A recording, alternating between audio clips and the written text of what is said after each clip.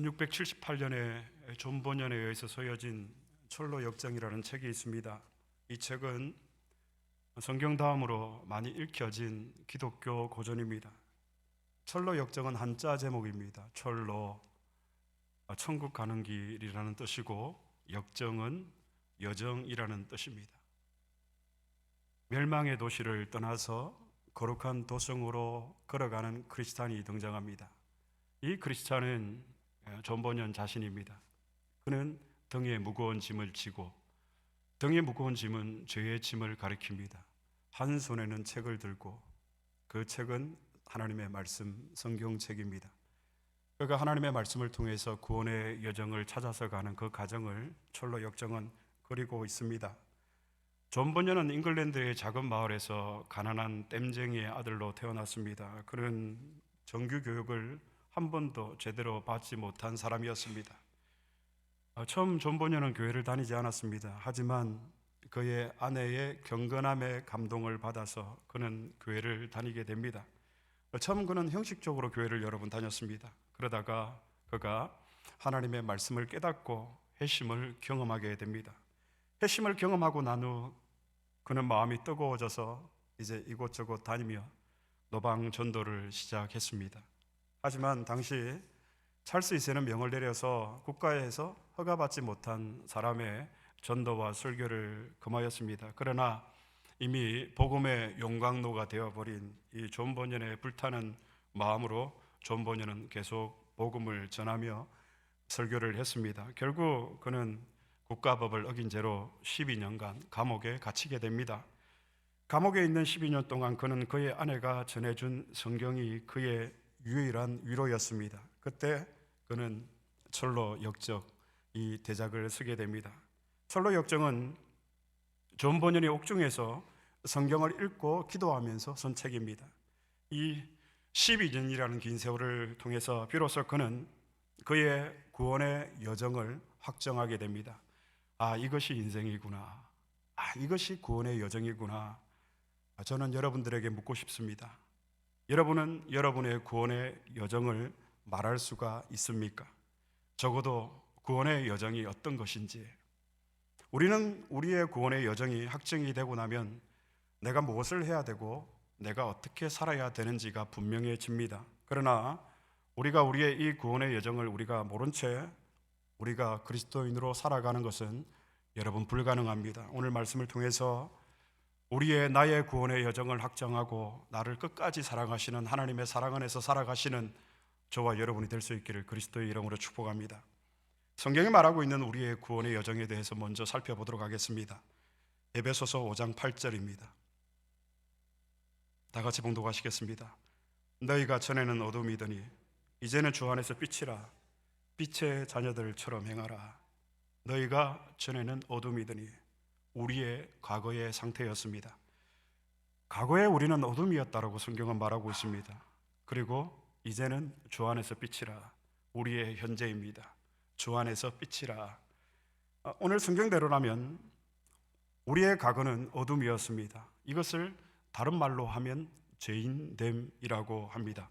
그리고 현재 우리는 주 안에서 빛이라. 현재의 우리를 나타내는 성경의 표현은 여러분 자녀됨입니다. 오늘 말씀의 제목입니다. 죄인됨과 그리고 자녀됨. 이것이 우리의 신앙의 큰 여정이고 우리의 구원의 로드맵이라고 여러분 할 수가 있습니다. 너희가 전에는 어둠이더니 어둠 속에 있던 인간의 불행한 본질적 상태를 성경은 죄인됨이라고 말하고 있습니다. 그리고 이제는 주 안에서 빛이라. 빛의 자녀들처럼 행하라. 이 어둠 속에서 빛으로 회복된 상태를 여러분 성경은 자녀됨이라고 말합니다. 오늘 본문은 바울이 빌립보 감옥에 갇혀 있을 때에 빌립보 교인들을 향해서 보낸 편지의 내용입니다. 오늘 본문 4장 11절 말씀 다 같이 봉독하시겠습니다. 내가 궁핍함으로 말하는 것이 아니라 어떠한 형편이든지 나는 자족하기를 배웠노라. 자족과 만족은 여러분 같은 말입니다. 감옥에서도 사도 바울이 만족하고 자족하는 것은 다른 것이 아니라 하나님의 다스림에 관한 것입니다. 바울은 이야기합니다. 나는 자족하기를 배웠다. 그러면 그가 배운 내용이 무엇입니까? 오늘 본문 12절 말씀 다 같이 봉독하시겠습니다. 나는 비천에 처할 줄도 알고 풍부에 처할 줄도 알아. 모든 일 곧 배부름과 배고픔과 풍부와 궁핍에도 처할 줄을 아는 일체의 비결을 배웠노라. 결론적으로 바울은 그리고 13절에서 이 위대한 고백을 하게 됩니다. 13절 말씀입니다. 봉독하시겠습니다. 내게 능력 주시는 자 안에서 내가 모든 것을 할 수 있느니라. 이 빌립보서 4장 13절 말씀은 액자로 많이 팔린 것을 알고 있습니다. 표구가 되어서 우리 성도님들의 가정을 방문해 보면 벽에 걸려 있는 가정이 많이 있습니다. 그래서 사람들은 하나님이 능력을 주시면 사업이 잘 되고 열등생이 우등생이 되고 병자가 낫고 교회가 부흥한다고 이야기합니다. 그런데 오늘 이 본문 빌립보서 4장 13절의 말씀은 문맥에서 다시 살펴보면 이 말씀은 그런 뜻이 전혀 아닙니다. 그러면 내게 능력 주시는 자 안에서 내가 모든 것을 할 수 있다라는 이 말씀의 의미는 여러분 무엇일까요? 이 말씀은 하나님의 능력으로 내게 주어진 상황과 환경을 바꿀 수 있다라는 말이 결코 아닙니다. 여러분, 우리는 하나님의 능력을 의심하지 않습니다. 하나님이 모든 것을 하실 수 있는 전능하신 하나님이심을 우리는 믿습니다. 그런데 우리의 문제는 하나님의 능력에 대한 의심이 아닙니다. 바울이 지금 말하고 있는 내게 능력 주시는 자 안에서 내가 모든 것을 할 수 있다는 이 말의 의미는 여러분 결국 우리는 성경을 통해서 알 수가 있습니다. 그 능력이 무엇일까요, 여러분? 오늘 본문 12절 말씀 다시 한번 12절 말씀을 다 함께 봉독하겠습니다. 나는 비천에 처할 줄도 알고 풍부에 처할 줄도 알아. 모든 일 곧 배부름과 배고픔과 풍부와 궁핍에도 처할 줄 아는 일체의 비결을 배웠노라. 일체의 비결을 배웠노라. 어떤 비결입니까? 나는 자족하기를 배웠노니, 나는 만족하기를 배웠노니. 내가 모든 것을 할 수 있다는 이 말의 의미를 여러분 아시겠습니까? 내가 모든 것을 할 수 있다는 이 말은 어떤 상황에서도 나는 자족할 수 있다, 만족할 수 있다입니다.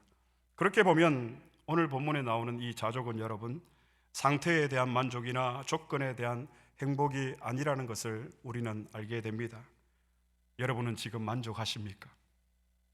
아니면 뭔지는 모르겠지만 지금보다는 조금 더 나아졌으면 좋겠습니까?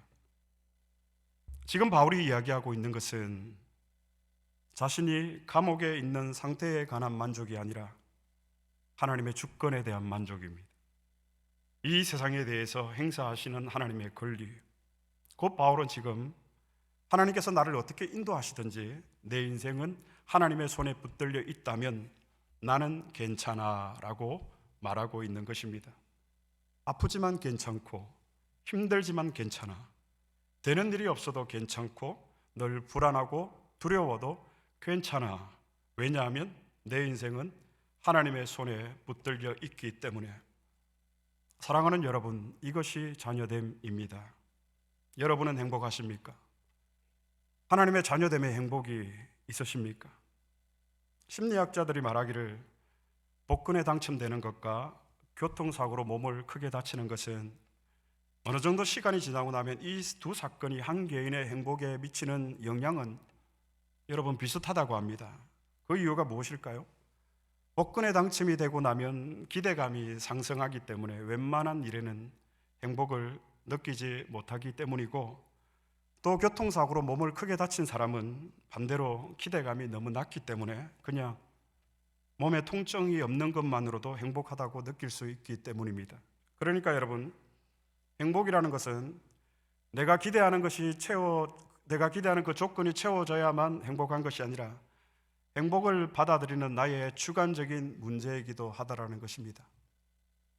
어렵습니까? 다르게 말해서 돈이 있어서 행복한 것도 아니고 돈이 없어서 불행한 것이 아니라는 이 말에 여러분들은 동의하실 것입니다. 제가 지금 말하고 싶은 것은 행복과 행복감은 구별되어야 한다는 것입니다.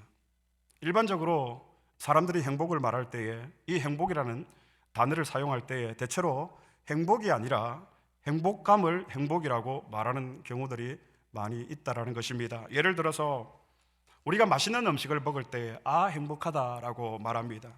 또 정말 멋진 자동차가 생겼을 때에 우리는 행복하다라고 말합니다.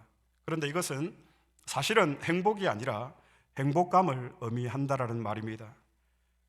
현재 미국 50개 주 가운데 21개 주에서 개인 기호용 대마초 마리아나가 합법화되었습니다. 일리노이도 합법화된 것으로 알고 있습니다. 전문가들은 이런 마약 성분의 약물을 사람들이 복용하면 사람의 신경을 자극해서 그것으로 인해서 사람이 행복을 느낄 수 있다라고 합니다. 또 인간은 여러분 성적인 쾌락을 통해서도 행복을 느낄 수 있습니다. 그러면 그런 인간의 쾌락적 감각을 통해서 행복을 느끼는 사람들을 보면서 우리가 저 사람들은 과연 행복하다라고 말할 수 있느냐 하는 것입니다. 마약을 하면서 느끼는 행복, 복권에 당첨이 되었을 때 느끼는 행복, 쾌락을 통해서 얻는 행복은 이런 것들은 여러분 엄격히 말해서 행복이 아니라 일시적인 행복감이라는 것입니다. 즉 행복감이 행복을 의미하는 것은 아닙니다. 교인 수가 10,000명에 이르고 개인 비서와 개인 기사를 둔 어느 대형 교회 목회자가 세미나에 강사로 초대되어져서 사례는커녕 먹기 살기도 힘든 가난한 교회 목회자들을 향해서 여러분들은 범사에 감사하고 자족할 줄 알아야 합니다라고 설교하는 것은 왠지 여러분 불공평해 보이지 않습니까? 그렇게 오늘도 그런 부당함을 감수하면서 목회를 하시는 분들이 제 주위에는 참 많이 있는 것 같습니다. 저는 지금도 잘 모르겠습니다. 왜 어떤 목회자는 힘들게 살아야 하는지, 또 어떤 목회자는 형통하게 하시는지, 도대체 하나님의 뜻이 어디에 계신지 저는 솔직히 잘 모르겠습니다. 사람들은 하나님이 공평하시다라고 말하지만 세상을 보면서 저에게 드는 생각은 하나님은 그렇게 공평하지 않다입니다. 왜냐하면 하나님은 어떤 사람에게는 많이 주셨고 또 어떤 사람에게는 여러분 적게 주셨기 때문입니다.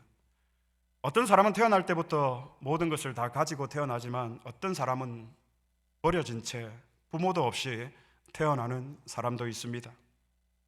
이런 사람이 저에게 만약 목사님 하나님은 공평하지 않습니다라고 묻는다면 제가 어떻게 설명하고 제가 어떻게 하나님의 공의에 대해서 변정할 수 있을까? 나는 무엇이라 과연 답할 수 있을까? 신대원 동기 중에 내성마비 장애를 가진 전도사님이 있었습니다. 내성병변이죠. 한마디 말을 하기 위해서 몸을 얼마나 많이 비틀어야 하는지 모릅니다. 식사 시간에 누군가의 도움이 없으면 식사를 할 수가 없었습니다. 옷을 입는 것도 옷을 벗는 것도 누군가의 도움 없이는 불가능했습니다. 여러분 하나님은 정말 공평하십니까? 신약의 바울 서신 가운데 에베소서 그리고 디모데전서 디도서에 보면 종들에 관한 바울의 가르침이 나옵니다. 성경을 한번 찾아보겠습니다. 에베소서 6장 5절입니다. 다 같이 봉독하시겠습니다. 종들아 두려워하고 떨며 성실한 마음으로 육체의 상전에게 순종하기를 그리스도께 하듯 하라. 당시 종들은 여러분 노예입니다. 우리가 알고 있는 종의 개념이 아닙니다. 그들은 부당한 일을 당하고 억울한 일을 당하고 주인에게 채찍을 맞는데도 불구하고 바울은 그들에게 냉정하리만큼 가혹하게 권면합니다. 신실하게 행하라. 정직하게 행하라. 매를 맞더라도 매를 때리는 주인에게 그리스도께 하듯 하라. 여러분 사람이라면 바울이 어떻게 이런 말을 할 수가 있겠습니까? 그러나 여기서 바울이 말하고 싶었던 것이 있었겠죠. 무엇일까요, 여러분? 왜 바울이 종들에게 주인에게 그리스도께 하듯 하라라고 했을까요? 바로 이것입니다. 너희들은 종들로 살아가지만 노예로 살아가지만 고난 가운데 있지만 주인에게 매를 맞지만 그러나 너희들은 결코 불행한 사람이 아니다. 바울은 이것을 확실하게 그들에게 말해주고 싶었던 것입니다. 그렇게 볼 때 여러분 성경이 가르치는 인간 존재의 전제는 여러분 명확해집니다. 인간은 행복할 수 없다입니다. 인간이 행복감은 느껴도 그러나 인간은 여러분 행복하지 않습니다. 그래서 모든 인간은 불행합니다. 왜냐하면 모든 인생의 결국은 죽음이고 그 죽음 이후에는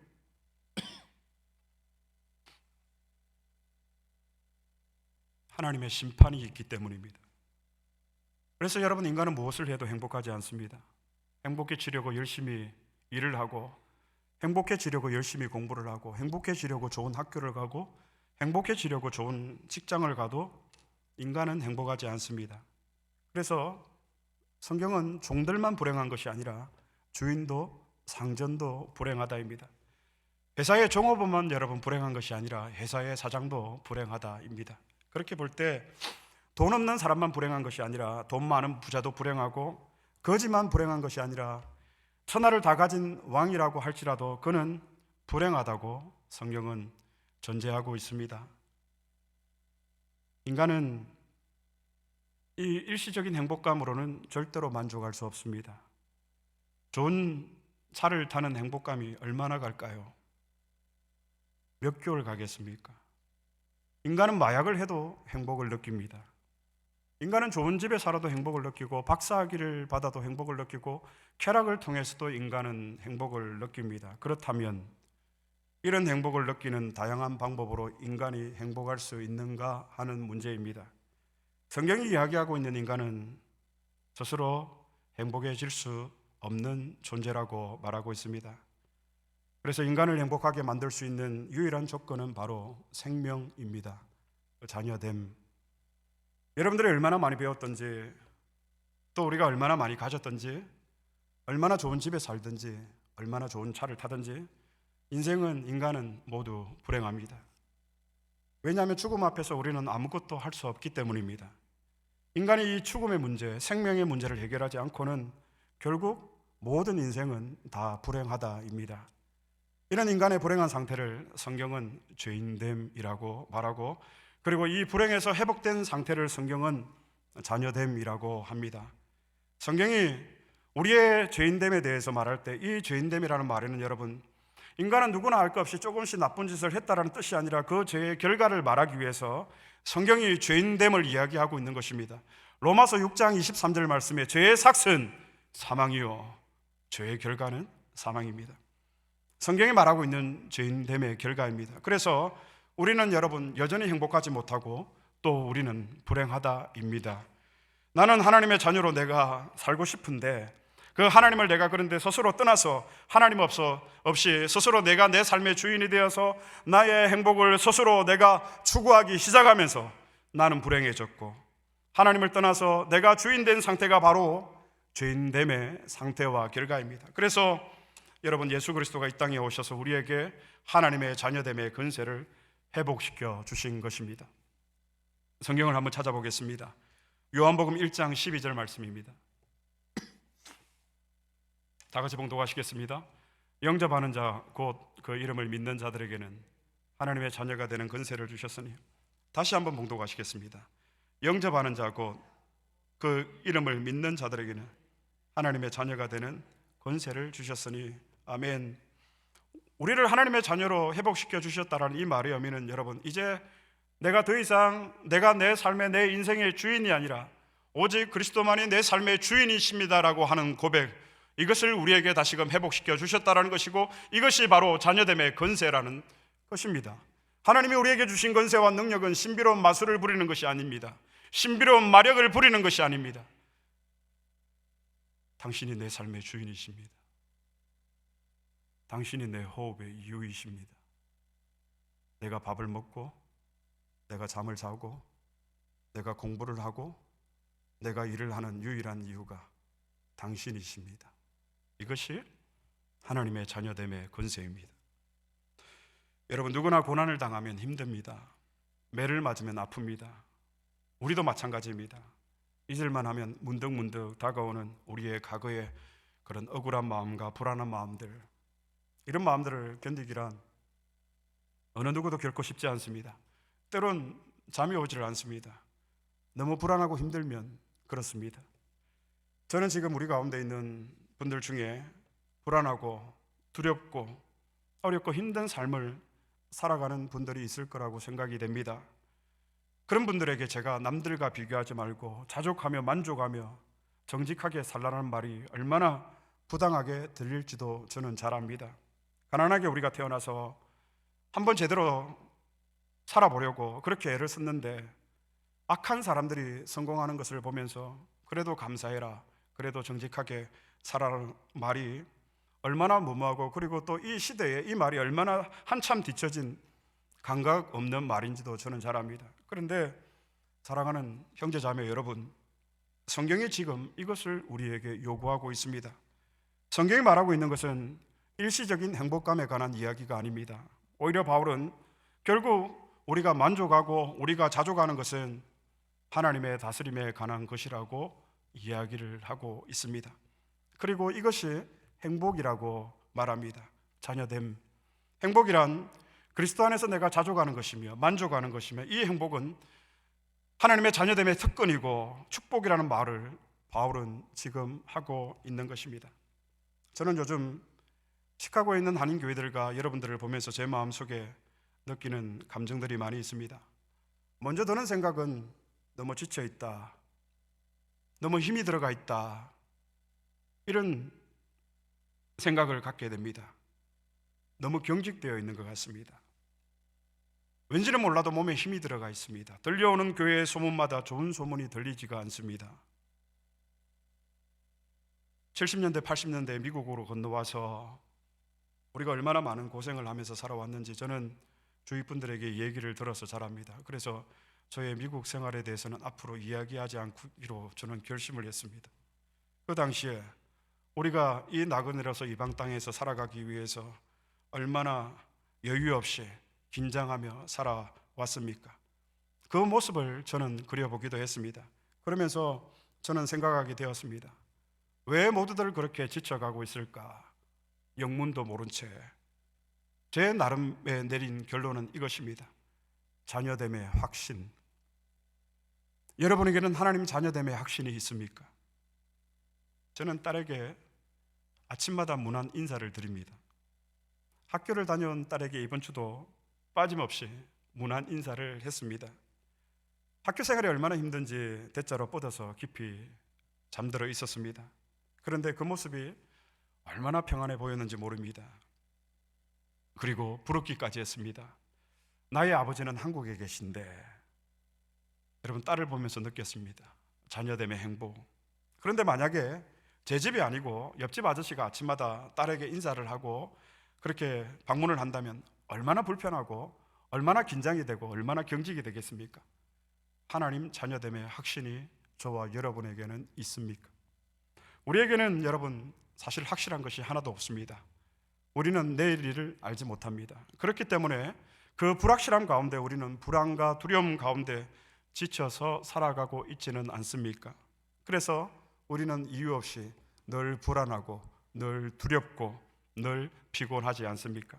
그럼에도 우리의 구원의 여정 가운데 우리를 찾아오신 그리스도를 통해서 하나님이 우리를 얼만큼 사랑해 주시는지, 그 사랑을 하나님께서 확정해 주셨기 때문에, 이 자녀됨을 우리에게 확정시켜 주셨기 때문에, 비록 우리는 이 땅에서 힘들고 고단하고 피곤하고 두렵고 그리고 힘에 버거운 삶을 우리가 살아가지만, 그럼에도 저는 오늘 여러분들에게 이렇게 말하고 싶습니다. 괜찮아. 괜찮아. 왜 괜찮다라고 여러분에게 제가 말할 수 있습니까? 앞으로 괜찮아질 거라서요? 앞으로 괜찮아질 거니까? 아닙니다. 우리가 괜찮다라고 말하는 이유는 여러분, 우리의 신분 때문입니다. 우리의 이 자녀됨의 신분. 사랑하는 여러분, 우리의 인생은 하나님의 손에 붙들려 있습니다. 이것이 자녀됨입니다. 이것이 우리의 구원의 여정입니다. 그리고 그것을 가장 확실하게 보여주는 사건이 바로 예수 그리스도의 십자가 사건이라서 우리는 이렇게 말할 수 있습니다. 괜찮아. 이것이 우리의 과거와 우리의 현재, 미래의 구원의 여정입니다. 마지막으로 옆에 있는 분들에게 한번 이렇게 말하겠습니다. 괜찮아. 괜찮아. 괜찮아.